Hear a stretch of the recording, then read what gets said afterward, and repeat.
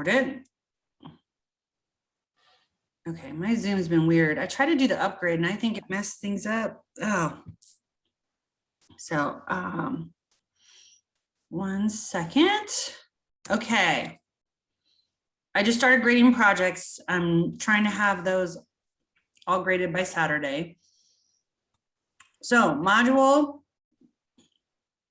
8, study guide. So let's open that. Couple of things. Oh, it's not posted. Well, I'm surprised I have someone, whoops, hold on, let me make a note here. I did change it, and then I changed the study guide. 1 moment. Sorry about that. I did take the old one down. Okay, midterm. Okay, I'll post it tonight. Study guide. Okay, couple things. It is, 1 moment. Let me stop the share. Give me 1 moment before. So it is mostly multiple choice. So a lot of people ask, like, what to expect. There are a few, what I say, short answer. So what we are looking for in a lot of like reviewing things of the material is I would really focus on vocabulary. Make sure you know key concepts like, hang on, I can't open I'm working through 2 computers here. I always forget it won't let me share stuff or minimize when I'm trying to record. So, okay, 2 things. So review vocabulary. So a couple key concepts. Be sure that you understand the difference between expressive language and receptive language. So that's a common theme that you will see throughout a lot of your evaluations. What's the goal targeting? So you're going to see a lot of the vocabulary. You're also going to see some of those, whoops, excuse me, let me let somebody in here. We definitely want, gosh, I hate the lighting in this place. 1 moment here. Okay, there we go. So when we're looking at what are the key concepts we need to remember, so we're kind of looking at basis of language. What are some of the basics that we will likely be working on? What are the key components in language that we usually target? So looking at what's some of those key concepts? So looking at the typical language development, what is the expectation? What is it that we expect, your average by the time they're school age, by the time they're 5, what kind of components of language do we expect them to have? So look at that. Module 2 is a good review of language development. So kind of be familiar with language development. What are some of the key things we expect at each ages? So people are like, what specifically? Well, for instance, you kind of want to know, at what age should they have a certain amount of vocabulary? So typically speaking, like I said, the rough estimate is that 1, they should be using 1 word, 2, they should be putting 2 words together, 3 words, 4, by 4 and 5, they should be using full sentences. So that's kind of what I say, the rough, that's the cliff notes of just where expressively and what kind of vocab. So a lot of times when children start speaking, we're pretty noun heavy. And some of those basic, what I would say, functional verbs are super helpful to use. So usually that agent action, the noun and verb is really key piece. So somebody also asked note cards. So there's no note cards allowed. So if you know the vocab, so be sure you're really clear on the vocab. That's what most of, I would say, a good third or half of the test is. Review those learning modalities. So typically speaking, when we're looking at if we're doing a hands-on activity, what might that look like? If we're doing an auditory activity, what might that look like? What are some multisensory components. So we're looking at that kinesthetic. What's kinesthetic mean? What does auditory mean? What does visual mean? Or if you're given a scenario, what kind of learning pathways are we trying to access? So for instance, if you're doing something purely auditory, and maybe to me, anything kinesthetic is also visual too. So a lot of times if you have something that's auditory and kinesthetic, you also kind of include that visual by default. And typically speaking, we all know in general, and like I said, I'm talking in gross stereotypes around here too, that anything multisensory is I don't want to say the best, but it's usually a great way to introduce concepts, reinforce concepts, teach concepts. That multisensory experience is super, super helpful, especially for our clients that, that's maybe not their primary modality, or just auditory, or just seeing it. They need to have kind of that multisensory experience to help it make it tangible or accessible to them. So be familiar with what is a kinesthetic activity, what is a visual activity, what is an auditory activity. And so you'll kind of be given some scenarios there. And definitely also too is, what are some key components in an evaluation? So we're talking about a language evaluation. What are kind of the preliminaries that your supervisor will do?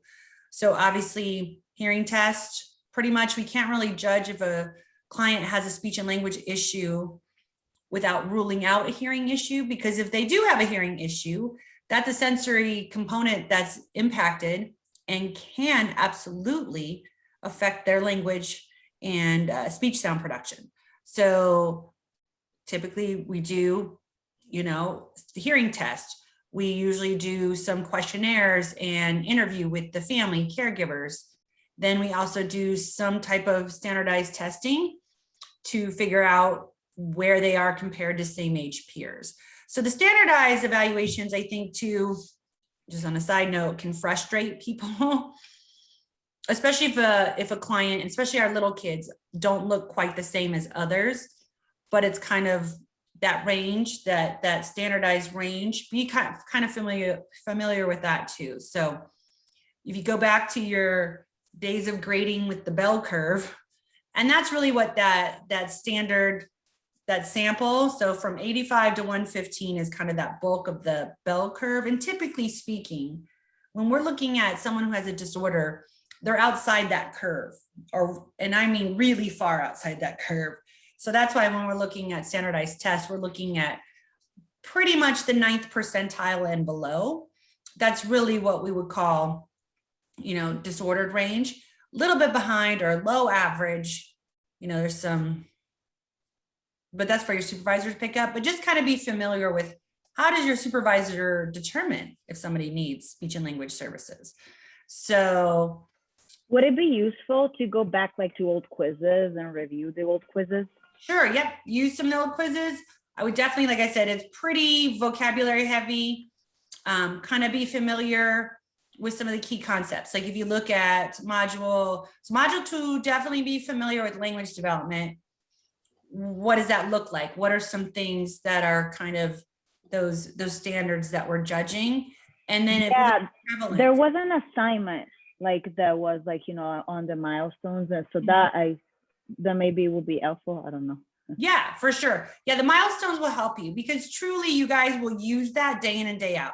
If you're working with kids, particularly, so if your big bulk of your clientele that you work with are children, it is really helpful for you to know, what do we expect out of the average, 5, 6, 10-year-olds? Where are we at? What are some of the things that if you see aren't what I would say correct, or you see frequent errors, these are the things that you want to be alerting your supervisor to, because every now and then, sometimes these things don't show up in a language evaluation, or it's something that wasn't an issue when you first did the eval. And a lot of times too, clinic-based, you might start with a client, and depending how long you work, you might have them for 3 years or so, and they're not necessarily always reevaluated or given a standardized. Usually we just update present levels and, you know, give some justification for continued therapy in the clinic-based.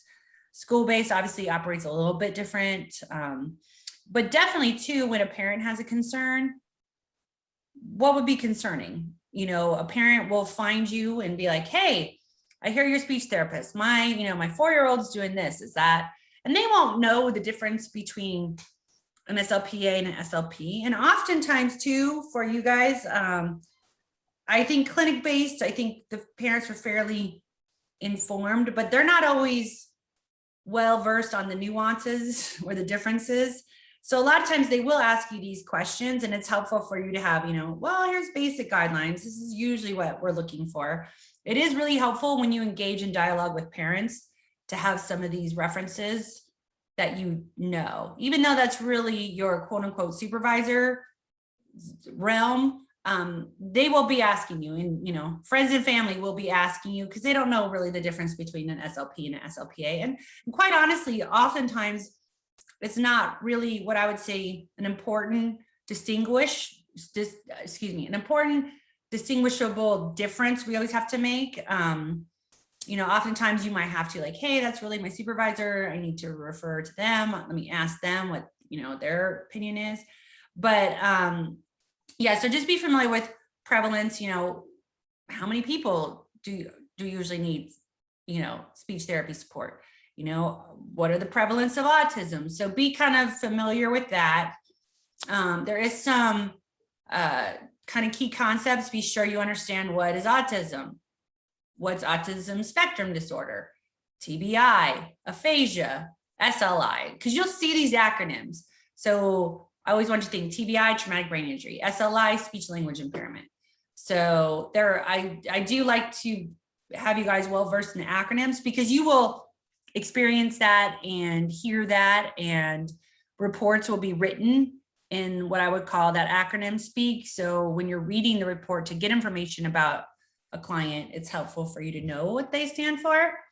And then components of therapy. So learning styles, be up to date on that. And there's a little bit of everything, every little bit from each module in the midterm. So like I said, and really be sure you feel confident in what, if a goal is mostly targeting. So I think where we get hung up with, well, they still have to tell us. So that is expressive. And oftentimes too, I'll write a receptive language goal where they point or they indicate. That could be a verbal indication, but it also could be selecting the correct picture. That could be, you know, various ways without necessarily verbalizing everything. So a lot of times I'll write indicate, show, demonstrate, understanding. Whereas expressively, I usually indicate in a goal, you know, client will verbally express responses to everyday questions, or, you know, client will use at least a 4 to 5 MLU in, you know, 80% of their utterances in a 4-minute language sample, something like that. So read it and try to figure out, what are they targeting? What is it mostly targeting? And so sometimes there's still a component of each language in a goal, but what is it predominantly looking at? Are we predominantly looking at that verbal output? Are we looking at the verbal speech portion? Are we just looking at, do they know? So oftentimes too, I'm more concerned with them just knowing things, not necessarily having perfect expressive language, because what I find is their receptive language usually needs to improve, and then their expressive language improves by default. So, and then let me just, so a couple different things too. Be familiar with like, when I mean like verbs. So, you know, auxiliary verb, helping verb, you know, joint attention. And sometimes it's just attending, or what's the other one? Requesting, salutations, greetings, then semantic jargon, vocalizations, those things. So kind of be familiar with the different way the terms are used. So that'll be helpful for you guys when you're taking the exam, because as I say numerous times across all my classes, is speech has about 5 or 6 words that mean the same thing. And oftentimes what I find too, it's kind of dialectal in the area where we were taught. So for instance, I usually can pick up by some of the verbiage that people use if they were trained in the Midwest versus trained at ASU.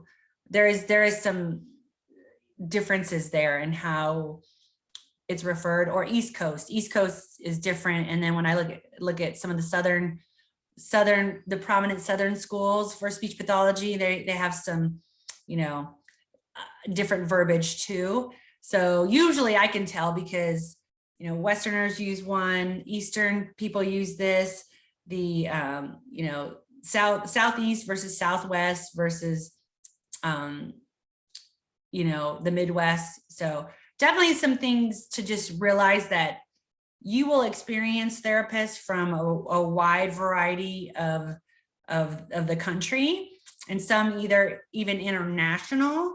And especially in Arizona, I feel like Arizona is pretty a high melting pot. So we have people from lots of other areas.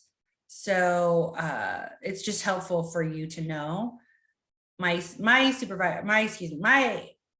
first supervisor was trained in Cincinnati, where I was working in Kentucky, but she was Ohio. And then my other supervisor came from Tennessee, and there was a big difference in some of those things. So, my one supervisor would tell me something, my other supervisor would tell me something, and I would sometimes try to decipher, are they saying the same thing? I think they are, and just clarifying that. So kind of be familiar with the same verbiage that means the same things. And then there are no short answers. So somebody asked about short answer. There are no short answer. There might be a word fill in. Hold on, let me just double check something. One moment. I think there might be a couple where you type in the word, but you're given choices. So there's no essay questions, but let me just double check before I say that. I did make a few changes to this midterm.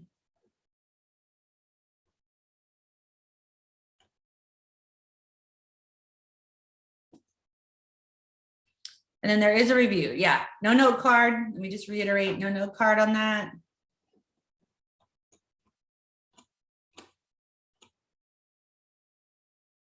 Oh, and some true false. No, actually, I took that out. Everything's multiple choice. I did have a couple where you filled in the word, but I did take that out. So everything's multiple choice, and there's some true false too. So there is a component from each module in the midterm. So like I said, it's a little more broad. There is lots of vocab, so brush up on your vocabulary. And any other questions? I do go back through and check these. There is a couple like matching. I go through, so you'll get a score, but I always go back and check and make sure everything comes out correct. There is a couple where you choose more than one answer, and sometimes I'll give you partial credit. So I do go back and check a few of these and make sure it's graded. So if you do have grading concerns about your midterm, let me know. So every now and then that comes up. I think there's 2 questions like that. So I will give partial points on 2 of those. I noticed there's a read and review summary. Yep, there is a read and review summary. So on a minute, sorry, I'm on my other computer because I can't show you guys the midterm. And I did just change this, so I'm not this is the new format. The midterm used to be completely different for this class. So yeah, it's marked as a quiz again. Yeah, it's put up like a quiz. So a couple people ask about that, and you can open it more than once. So it just, when we were revamping this course this summer, some of this stuff, and then if I change it sometimes in the middle of the course, people lose things.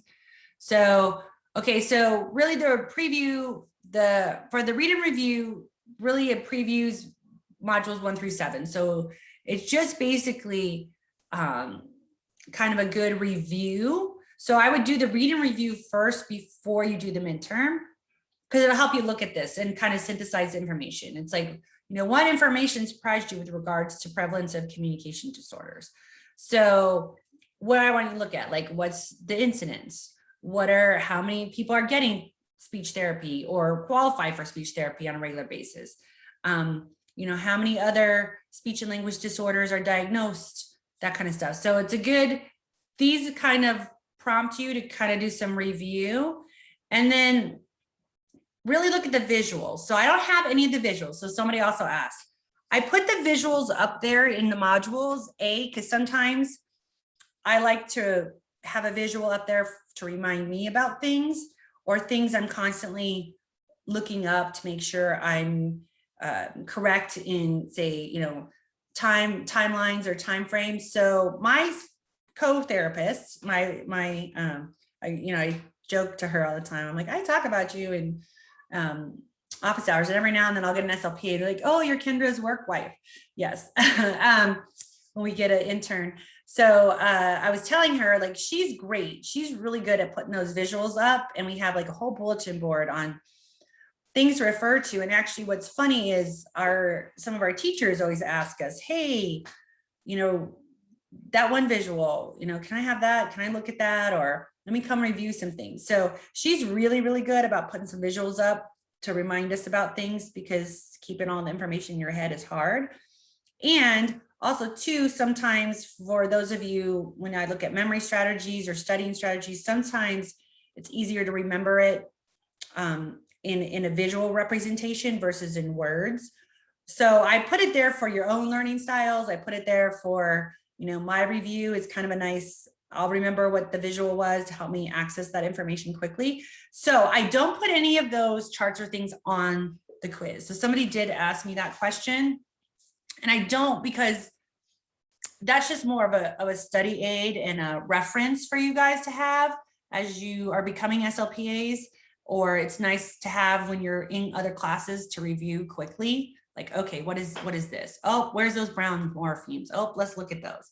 So I promise you, as you get going in the field, some of this stuff is solidified, or you'll start to see it, and then it's easier to remember. So I think sometimes this information is more arbitrary sometimes, and it's harder for you to remember. So you need those visuals to remind you. So I don't put visuals. I always take feedback. What did you like? What did you not like? What other visuals would you like? So for instance, oftentimes too, I'll look for visuals of certain information and I don't like them, or they confuse me. So sometimes I don't like to put stuff up that I think might be confusing for you guys. And really it's just to help you guys, reference, especially as you're recording progress, things like that. You're like, okay, this particular client's this age. Okay, he's doing this, and this. Great. Okay, that's where he should be. Oh, maybe he's really met this goal now. Like all the language benchmarks seem to be there. And then that's where you have those good informative conversations with your supervisor. So like I said, review the visuals. So I would definitely do the read and review summary before you take the exam. So it'll be on there. A couple people asked about spring break. We still have class. And I promise you, I'm doing my best not to mess up any recordings. I think something happened when I tried to do the upgrade. And I lost the recording, not for this class last week, but the other class. So, but if you are not here next week, I know a lot of places are on spring break. Just let me know, give me a heads up. That's helpful to know, not on Sunday night. But yeah, if you are out or whatever, or you miss class next week, I'll be posting the recordings. So any other questions?